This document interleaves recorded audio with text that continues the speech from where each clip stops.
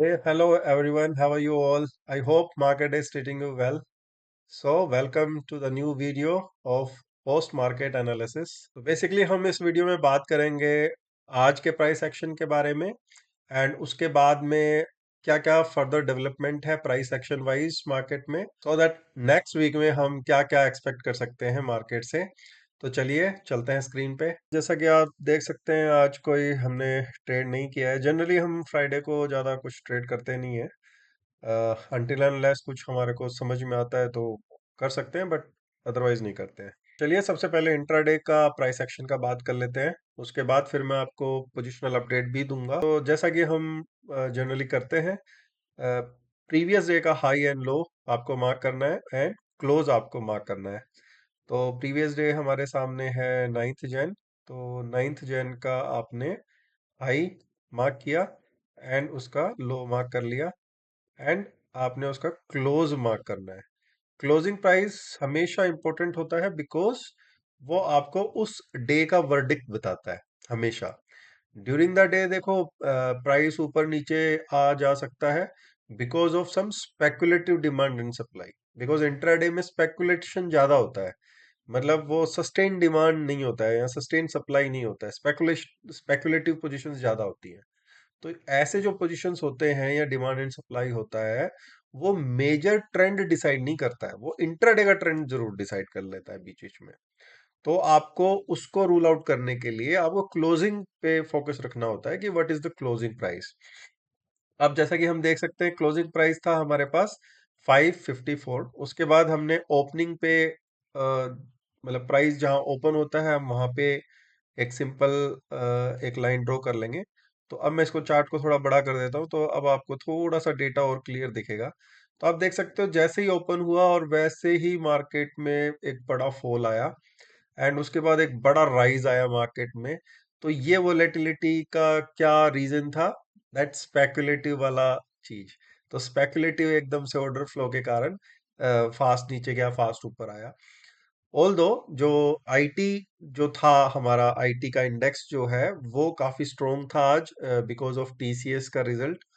तो उसकी वजह से कहीं ना कहीं मार्केट को काफी स्ट्रेंथ मिला था। तो ये जो अप मूव था ये उसी के कारण आया हुआ था। बट बैंक्स और बाकी सारे सेक्टर काफी वीक थे, तो जिसकी वजह से निफ्टी अपने गेन्स को सस्टेन नहीं कर पाया। अच्छा, मार्केट का जो ब्रॉडर पिक्चर है उसको देखने के लिए आप हमेशा कंसिडर कर सकते हो मार्केट का डेप्थ, मतलब जो एडवांस और जो डिक्लाइंस है उनका क्या रेशियो चल रहा है। फॉर एग्जाम्पल रेफरेंस के लिए मैं, जैसे कि एक ये कोई साइट है इसको मैंने ओपन किया है।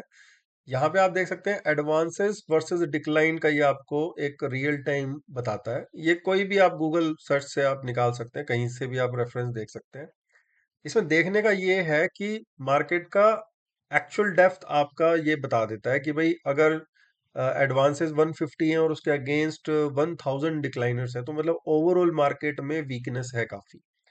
यहाँ पे अगर आप देखोगे मिड डे में 995 और the decliners and 200 were the advances, मतलब अभी भी 1:5 का रेशियो है।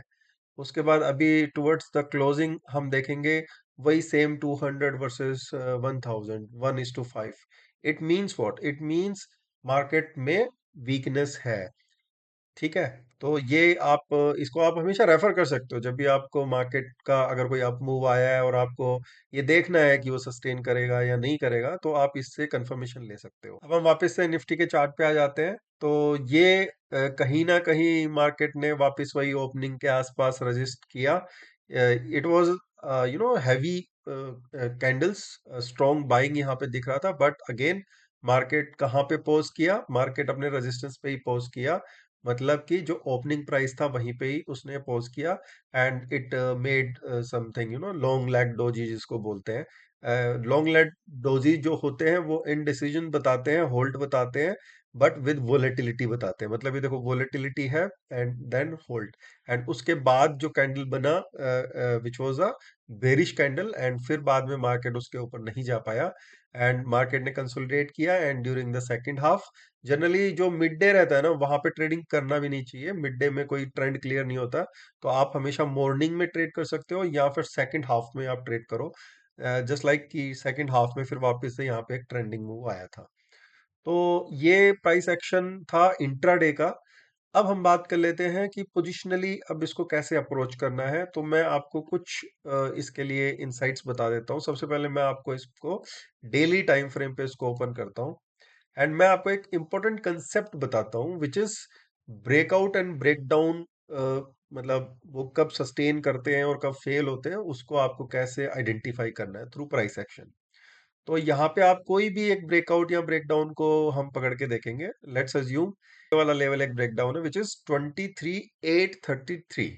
तो ये जब भी ब्रेकडाउन का मतलब क्या होता है कि कोई एक सपोर्ट है। देखो ये एक सपोर्ट है बिकॉज यहाँ से प्राइस ऊपर गया था एंड इसके नीचे प्राइस क्लोज कर गया। मतलब ये जो सपोर्ट था ये ब्रेक डाउन हो गया है। मतलब सपोर्ट ब्रेक डाउन होता है एंड रेजिस्टेंस ब्रेक आउट होता है। तो ये ब्रेक डाउन हो गया। अब ये ब्रेक डाउन फेल कब माना जाएगा? जब प्राइस इस ब्रेकडाउन लेवल के ऊपर क्लोज कर जाए। जैसे कि ये वाली डेली कैंडल आप देख सकते हो कि इसका जो क्लोजिंग था वो इसके ऊपर आ गया। जैसे इसका क्लोजिंग ऊपर आ गया मतलब ये ब्रेकडाउन फेल हो गया। अब मार्केट वापस ऊपर जाने के लिए रेडी है। अब आप देख सकते हो वापस से जैसे मान लो ये एक रेजिस्टेंस था, उसके बाद आप इसको आगे तक लेके चले जाओ। ये लेवल क्या था आपका? 24,370। यहाँ पे ब्रेकआउट आ गया 24,370 पे एंड वापस से क्या हुआ? ये वाला जो कैंडल था यहाँ पे इसने क्लोज कर दिया इसके नीचे। Means what? जो ब्रेकआउट हुआ था अब वो फेल हो गया, वापस से ट्रेंड डाउन आ गया है। अब ये वापस से ट्रेंड डाउन चल रहा है। अब हमारे सामने सिचुएशन क्या है? अच्छा, इसी के बीच में एक और मैं आपको दिखा देता हूँ। ये आपको छोटे टाइम फ्रेम पे और क्लियर दिखेगा बट स्टिल इसमें भी समझ में आ जाएगा आपको। ये एक रेजिस्टेंस था, ये ब्रेकआउट हुआ बट ये वाला कैंडल इसके नीचे वापस क्लोज किया, मतलब वो ब्रेकआउट फेल हो गया एंड वापस से डाउन ट्रेंड में मार्केट कन्वर्ट हो गया। अब मार्केट का ट्रेंड क्या है? डाउन है। एंड एक चीज और आपको ध्यान रखना है यहाँ पे। जब मार्केट इनडिसाइसिव होता है ना कुछ लेवल्स पे, वहां पे फ्रीक्वेंट ब्रेकआउट्स ब्रेकडाउन्स आते रहते हैं। मतलब कोई क्लियर ट्रेंड तो है नहीं, कभी ब्रेकआउट आया कभी ब्रेकडाउन आया। तो ये कहीं ना कहीं एक साइन होता है कि मार्केट एक रेंज में स्टक हो गया है जहां पे कोई क्लियर ट्रेंड नहीं है। चलिए, ये यहाँ पे प्राइस एक्शन का एक रेंज वाला फंडा भी आ गया। अब हम बात कर लेते हैं अभी के ब्रेकडाउन की। सबसे पहले आप एक सपोर्ट को मार्क कर लो। या आपने एक सपोर्ट मार्क कर लिया, ठीक है। अब ये सपोर्ट का ब्रेकडाउन हुआ कि नहीं हुआ? ब्रेकडाउन हो गया है। अब ये ब्रेकडाउन का लेवल क्या है?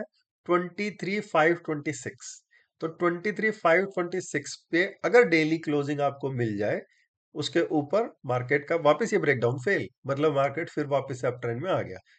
Now you can buy. तो यहां पे आप ये समझना कि कब आपको बाई करना है और कब आपको सेल करना है। अभी के लिए मार्केट डाउन ट्रेंड में है, हमें नहीं पता कि ये और नीचे जाएगा कि नहीं जाएगा, ये जा भी सकता है। तो अभी आप साइड लाइन पे रहो। अगर आप एक बुल हो तो आप वेट करो कि जैसे ही यहाँ पे कैंडल क्लोज आ जाए डेली का, तो आप इसको फिर बाई कर सकते हो विद अ स्टॉप लॉस जो भी उस कैंडल का लो रहेगा। ठीक है दोस्तों, आई होप आपको ये कंटेंट अच्छा लगा होगा, इससे कुछ वैल्यू मिला होगा। एंड अगर आप चैनल पे नए हैं तो इसे सब्सक्राइब कर लीजिए ताकि आपको कोई भी नया कंटेंट आएगा तो उसका नोटिफिकेशन मिल जाए। एंड यस, अगर आपको हमारा कंटेंट पसंद आता है तो इसे लाइक करें और अपने फ्रेंड्स में, कम्युनिटीज में इसे शेयर भी करें। Thank you. Thank you for watching. I will see you in next video.